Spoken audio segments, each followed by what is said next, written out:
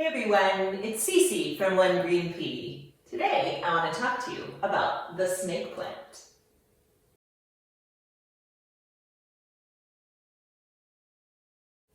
Most of us know the snake plant as the Sansevieria Trifasciata, but in 2018 it was actually reclassified and it is now in the Dracaena genus, so it is the Dracaena Trifasciata.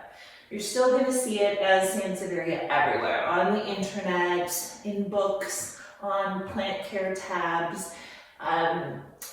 You're not wrong calling it the Sansevieria, but if you want to be in the know, then we'll start calling it the Dracaena Trifasciata. So why are we talking about the snake plant? Because I think they're really cool plants. They're highly adaptable and definitely deserve a spot in your plant collection. They're super easy to care for, they last a really long time, and they come in a lot of different varieties. The snake plant comes from West Africa. It is a member of the asparagus family, and fun fact, they were actually first cultivated as houseplants in China, and they were highly coveted houseplants because it was believed the gods bestowed the 8 virtues on anyone who owned a snake plant. So how do we take care of the snake plant? Like I said, they are incredibly versatile, really easy to take care of. Light needs. Now, you will see a snake plant listed as a low light plant. Truth be told, they prefer moderate to bright indirect light, but they can live in low light. Now that's a really important distinction to make because virtually no plant will thrive in low light. There are plants that are adapted who will live in low light. So this plant here is the Laurentii variety. I had him for a long time, like over a year, in a place where he was getting very little natural light. And he did fine, but I noticed he was looking kind of dim. The colors, the yellow was just kind of faded, and so a few weeks ago I moved him up here where he's getting a lot more indirect light, and already he's perked up, so much happier, and the colors are becoming vibrant again. So, can tolerate low light, prefers moderate to bright indirect. As far as watering, you can think of a snake plant as a tropical plant that's also a succulent. So they don't have high water needs. They prefer to definitely dry out in between waterings. I have read that they can be sensitive to chlorine in water. I haven't really found that in personal experience. If you have high chlorine in your water, you could just leave a pitcher of water out overnight, and that helps dissipate the excess chlorine, and they would be fine. Soil. So thinking of them as succulents, they're going to want a well-draining soil. So you could use a succulent cactus mix, but what I would recommend is you mix about 50-50 a normal household soil mix with a cactus mix. And if you don't want to do that, you could just take your regular household mix and add some perlite, some sand, some orchid bark, something that's going to make it more well-draining, because the roots do not want to sit in water, and like I said, they want to dry out in between. Fertilizer.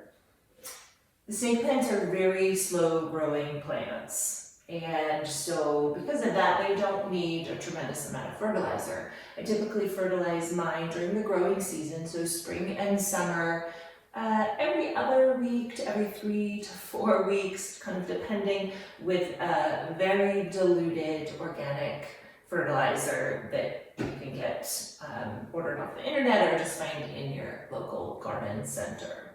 So they're very easy to take care of, and they tend to do fine with neglect. You know I love to propagate, so let's talk about propagation. There are a few methods that are successful. This variety is the Zylanica, and this was gifted to me as a pot with just little leaf cuttings. These little leaf cuttings that you see right here, they were 2 inches tall and just shoved in the soil. And the lady who gave it to me said, surely that it would grow into a plant. And it did, clearly, but this took a really, really, really long time. This plant right now that looks pretty juvenile is about 15 months old. So I didn't know a lot about snake plants when she gave it to me, so I kind of just neglected the pot because it was ugly and it just didn't look like anything. You know, I watered it occasionally, and I would once in a while just kind of come up and wiggle these leaf cuttings to see if they were rooted, and when they were firm I was kind of excited, thinking maybe something was happening. And eventually these new leaves started shooting up, and that was very exciting, and I love this variety. I love the variegation on the leaves. I think it's really pretty. So leaf cutting propagation definitely works, just takes forever. Now she put hers right in soil. You could also pop them into water, which I probably would do because I like to see what's going on. So I could see the roots developing, and then I would know when they were a few inches long to put them in soil. So that is a method. Another method that is successful, I haven't tried it yet, but I likely will in the spring or summer next year, and that is root division. So I would likely take my Laurentii and simply divide it when I repotted it, and you can see I could easily make 2 and possibly 3 plants out of this big pot. Now, that being said, snake plants don't need to be repotted very often. They're slow growing, and they actually kind of prefer to be somewhat root bound. So don't be in a rush to repot just so you can separate them. Leaf cutting would be a better way to do that. Now, another propagation method that again I will try this coming spring is to take the pups, the baby pups, that in some varieties come up from the soil off of the main plant. You can simply cut them off close to the stem and then root those. And so that is another viable way. And this is the starfish variety. Problems that they have. They don't have a lot of problems. They're not very susceptible to bugs or disease. A couple of things you might see though. Brown tips. This guy has a little bit of a brown tip here. Generally that's a watering issue. So I did say that you don't want to water them very often, but you can underwater them, and they will generally let you know. They'll kind of get wrinkly, wilty, or brown tips. So this, at some point, this guy was thirsty, most likely. Another potential problem are brown spots on the actual leaves. I thought I saw one on my Laurentii, which could mean a number of things. Could mean, back here, a fungus. A fungus often shows itself in random spots on the leaves, not on the edges or the tips, and that could come from staying moist, too high of humidity, or maybe when you're watering, you're getting water on the leaves and it's staying there. So you would want to avoid that. You would cut off anything that you determine to be fungus and dispose of that. Don't try to propagate that leaf cutting, and then I would treat the whole plant with a copper-based fungicide, and then it should be fine. Other problems, root rot is definitely like the most common killer of a snake plant because of overwatering, or soil that is not porous enough that holds on to the water. So you're going to notice root rot by a couple of things, like the leaves will just kind of fall over and look really bad. The plant will likely smell, and you'll probably have a lot of fungus gnats around it, and those are gonna be indications that you might have a root rot issue.